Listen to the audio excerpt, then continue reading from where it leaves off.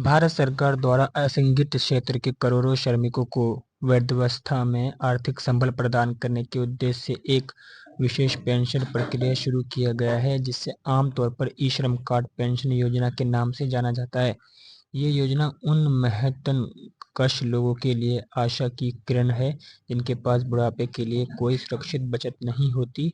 यह योजना श्रम एवं रोजगार मंत्रालय के अधीन संचालित की जा रही है।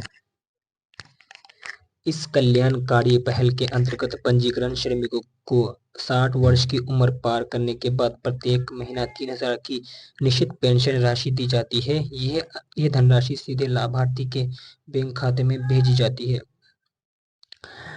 60 वर्ष की आयु पूरी होते ही व्यक्ति को आजीवन 3,000 प्रति माह पेंशन मिलना शुरू हो जाती है। यदि लाभार्थी की मृत्यु हो जाती है तो उनकी पत्नी या पति को प्रति माह 3,000 रुपये पारिवारिक पेंशन रूप में मिल रही है।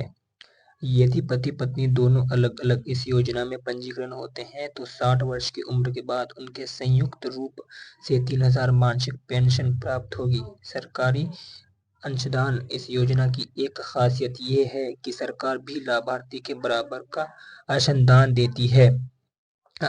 योजना का लाभ वास्तव में जरूरतमंद लोगों तक पहुंचे, यह सुनिश्चित करने के लिए कुछ निश्चित मापदंड तय किए गए हैं।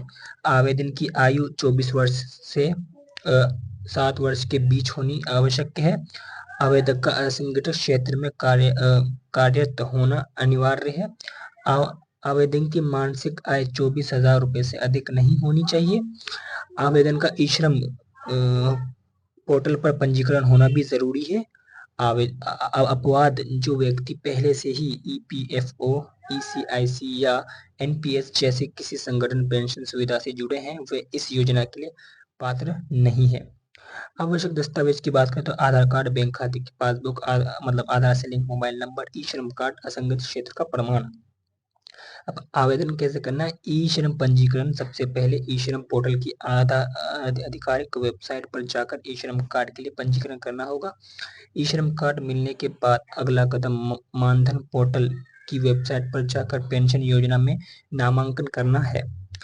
आवश्यक जानकारी भरकर बैंक विवरण के साथ आधार सत्यापन पूरा करना होगा।